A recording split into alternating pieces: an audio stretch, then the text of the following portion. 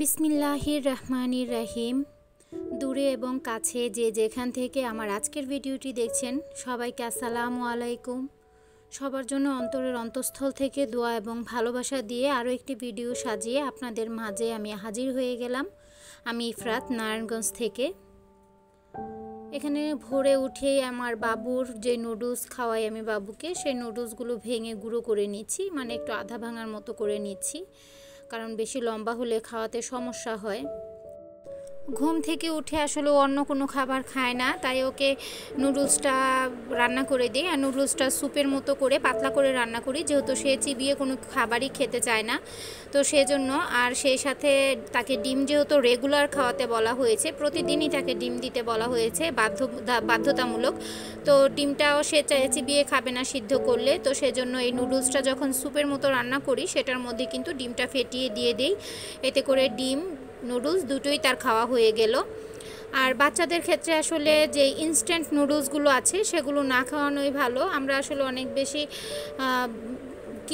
অনেক বেশি অর্থশালী না, আমরা তাই এগুলোই ব্যবহার করছি, এরকম স্টিক নুডলসগুলোই ব্যবহার করছি।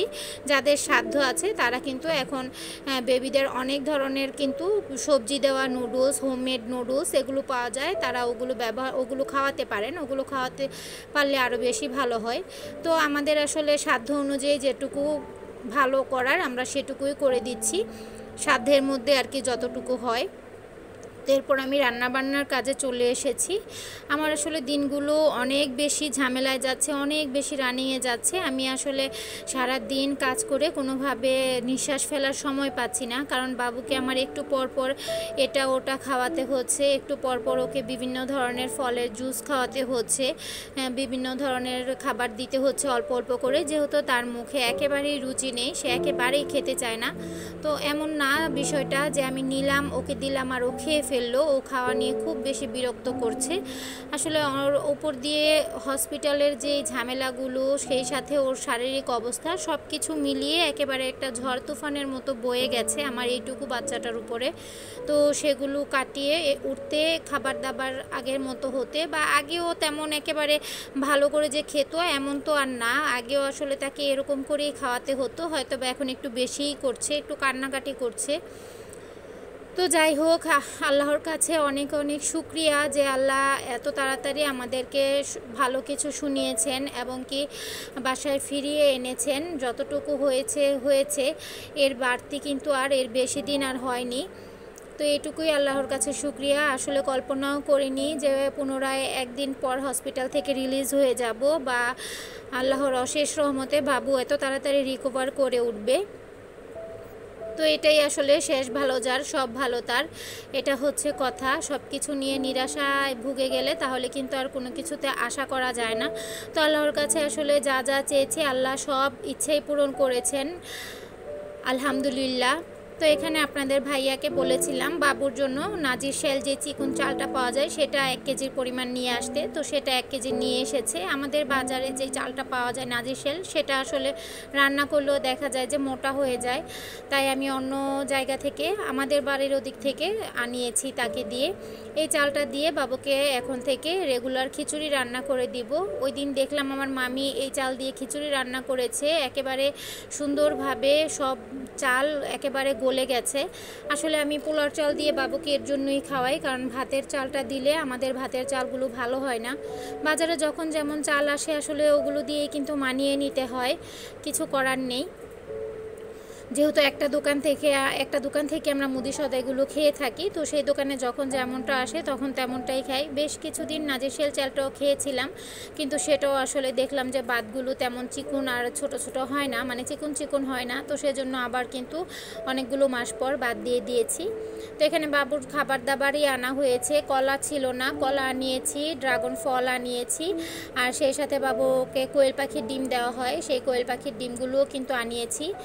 তো আপনাদের সাথে আমি কিছুক্ষণ পর আমার একটা অনেক বড় একটা সুসংবাদ, অনেক বড় একটা খুশির খবর শেয়ার করব। যেহেতু আপনারা আমার পরিবারের সদস্য, তাই আপনাদের সাথে দুঃখ কষ্ট সব কিছুই কিন্তু কম বেশি শেয়ার করে থাকি।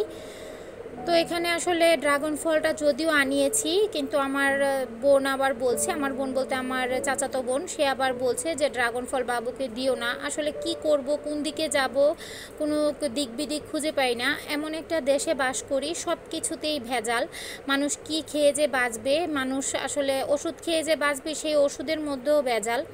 তো এই ফলগুলো আনিয়েছিলাম অনেক শখ করে, কিন্তু বোন বলছে বারবার যে ওকে ড্রাগন দিও না, ওকে ডাব দাও, বিটরুট দাও, কলা দাও, অন্যান্য যে খাবারগুলোতে, বা পেঁপে দাও, পাকা পেঁপে দাও, এইসব খাবারগুলো দাও। ড্রাগনে আসলে যেহেতু বড় ড্রাগনগুলো টনিক দেওয়া থাকে, ইনজেকশনের মাধ্যমে বড় করা হয়ে থাকে, আর এই খবরটা অলরেডি ফেসবুকে ছড়িয়ে পড়েছে। সেজন্য এখন ব্যবসায়ীরা ছোট অবস্থায় থাকাতেই কিন্তু বিক্রি করে ফেলছে।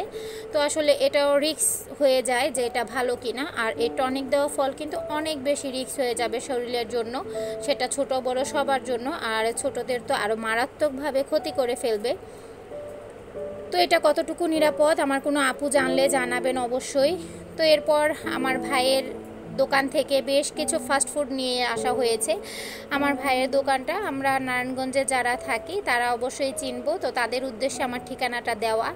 তো আমাদের যে সিদ্ধিরগঞ্জ বাজার আছে, সিদ্ধিরগঞ্জ পুল আছে, পুলের বিপরীত পাশে একটা রেস্টুরেন্ট আছে, আলিফ রেস্টুরেন্ট। সেই রেস্টুরেন্টের সামনেই কিন্তু আমার ভাইয়ের এই দোকানটা। এই খাবারগুলো সব হোমমেড, প্রতিদিনের খাবার প্রতিদিন তৈরি করে, এবং সাথে সাথে আপনি অর্ডার দেওয়ার পর ভেজে দেওয়া হয়। আর এই খাবারগুলো এত বেশি মজার যা আপনি একবার না খেলে বুঝতেই পারবেন না, অনেক মজার। যেমন এই রোলগুলো আমার লাইফে ফার্স্ট এত মজার রোল আমি খেয়েছি। আর এই রোলগুলো কিন্তু অবশ্যই আমার ভাইয়ের বউ বানিয়ে থাকে। সবগুলো খাবারই ওর হাতের বানানো, সবগুলো খাবারই অনেক বেশি ইয়ামি ছিল। আসলে আমি বাচ্চাদের সুবাদে কিন্তু আমাদের এই সমস্ত খাবার প্রায়ই খাওয়া হয়ে থাকে, তো সেক্ষেত্রে কিন্তু জিনিসটা তফাৎটা আমি খুব ভালোভাবে বুঝতে পেরেছি যে খাবারগুলো আসলে ওর অনেক বেশি মজার হয়ে থাকে। তো এখানে ও অনেক বেশি জোর করে ওর ভাইয়াকে আবার 1 প্লেট মোমো দিয়ে দিয়েছে। তো আসলে দাম অনুযায়ী খাবারগুলো অনেক বেশি স্বাস্থ্যসম্মত এবং কি অনেক বেশি মজার ছিল। তো আপনারা যারা আশেপাশে থাকেন তারা কিন্তু যেতে পারেন এই দোকানটাতে, আমার ভাইয়ের এই দোকানটাতে।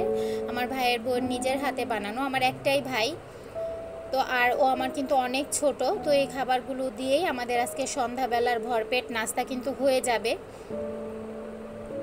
তো এখানে মোমোটা সবাই অনেক বেশি পছন্দ করছিল, কারণ মোমোটা খেতে অনেক বেশি ভালো লাগছিল।